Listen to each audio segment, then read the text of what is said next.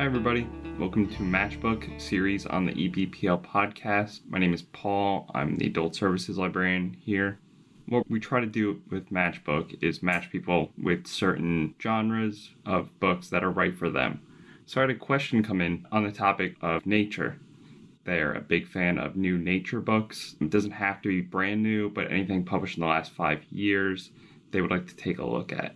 So they said they're a big fan of Elizabeth Kolbert. If anybody's read her book, The Sixth Extinction, it's an excellent book about how humanity is affecting the planet and the ripple effects of that. That includes things like bee colonies that are being destroyed and rainforests that are being torn down, and the effects that those have for the rest of humanity, people living thousands of miles away.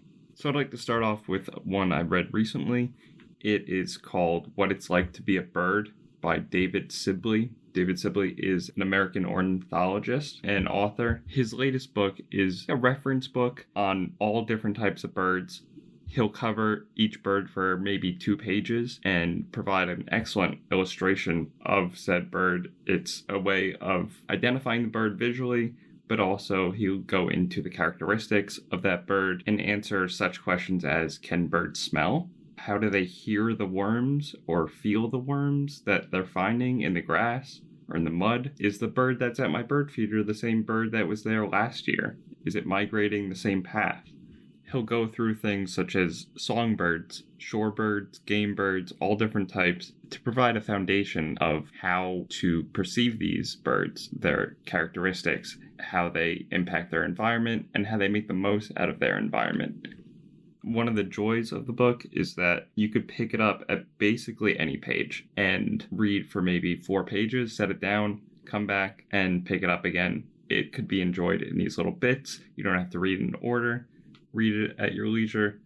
Also, unless you're a huge bird fanatic, chances are you'll learn quite a lot, such as some birds can sleep in the air. I had no idea that was possible. Or that birds have flexible lenses that could allow them to focus in the water and in the air. But that's just a little bit of what the book has to offer.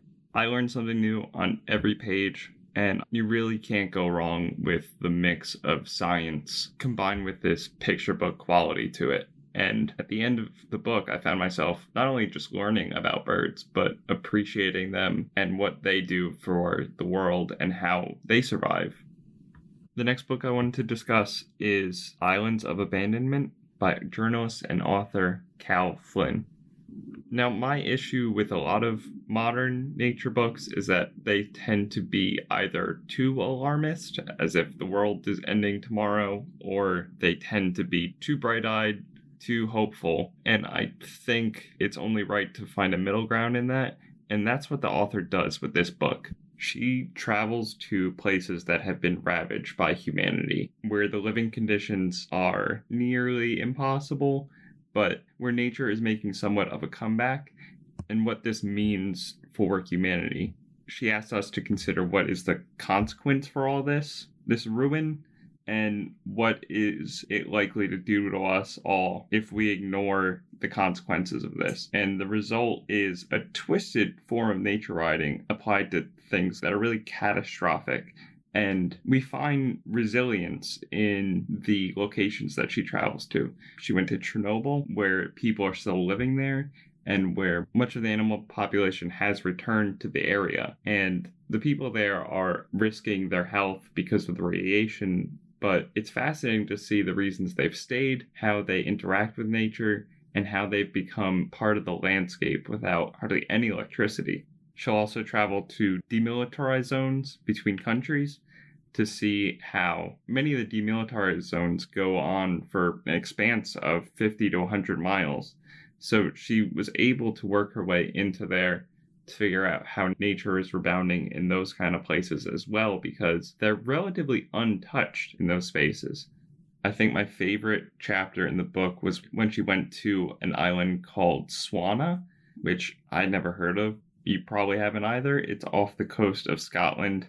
It's been abandoned by people for roughly 100 years, and there's been wild cattle there that have been repopulating the island. She used the term rewilding, going back to an entirely undomesticated way of living.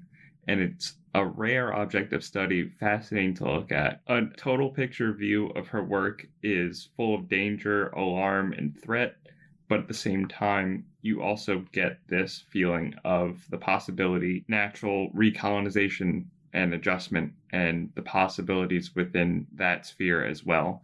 It is a really nuanced take on a difficult subject, and I think she walks the line very well between optimistic and pessimistic. The next question we have here is about books on the subject of found family or a ragtag group of misfits.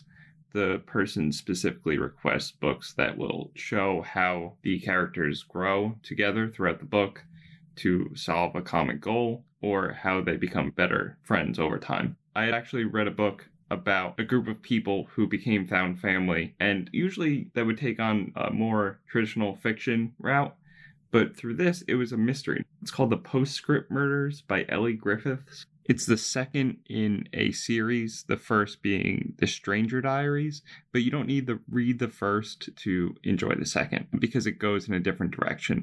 Although I must say the first was an excellent start to the series. I would put it in the cozier side of mystery novels. Fans of Anthony Horowitz, Agatha Christie would enjoy this one. It is partially set at a nursing home or retirement community, which I noticed has been a major trend in cozy mysteries over the past 2 years or so. And I've read a few of them. I must say I don't particularly like them. I find them trite for the most part. But this book, I think, does an excellent job of incorporating that aspect into the overall narrative. So it starts off with the death of a 90-year-old woman from a heart condition. Doesn't seem suspicious. Doesn't seem like it would prompt any further investigation, but it turns out the woman had an unusual background, some sort of involvement in a international crime ring, and she has crime novels in her apartment, all of which are dedicated to her, making for a very strange setup to the novel. The people who take up the cause of trying to find the murderer are people who this woman had an impact on. She positively affected their lives, and they think they owe it to her to find her killer. So, these people have very little in common with each other. Some of them were her helpers at the nursing home or friends of those people. Others are residents of the nursing home. So, the age gap alone makes for an interesting dynamic between the characters, often leading to very humorous situations. Of course, they work with the police force as well, so it's a group of armchair detectives working with actual trained detectives, and it makes for an interesting interplay between the two paths. It's an interesting and layered read. You get to see the characters develop in ways that you wouldn't normally expect, and I would say my favorite aspect of so many cozy mysteries is that it is difficult to predict who the actual murderer is, but if you follow some of the breadcrumbs she puts out there, it's also possible to solve the murder if you're reading very closely. I love when authors make it difficult, but also possible to go about it in this way. Another book I'd like to discuss on found family, ragtag group of friends is Every Heart a Doorway by Seanan McGuire. It's a fantasy novel where children are slipping through portals into magical worlds. They will often come back to the real world, but have a tough time adapting, which I can't really blame them. If I slipped through a portal into a magical world, I think I would also have a difficult time returning to civilization. So our story is set at a home for wayward children who have returned to the world and are experiencing these difficulties. The children at this home try to find a way to pull together and try to understand what went wrong, why they were the ones to fall through these cracks, and why they're at this home, and why this woman is running this home. This is such a large concept, but she manages to write the whole story in just 170 pages, so the writing is really concise and tight, and the world building is done so quickly, but in a way that brings you right into the atmosphere. And even though it's written about children, there's a certain level of maturity, which I guess you would gain from experiencing these kind of things so young in life. I hope you like those recommendations. The EBPL podcast can be listened to at anchor.fm/EBPL library or wherever you get your podcasts. Also, thanks to Melissa Hosick, who edits the podcast. Thank you, and see you next time.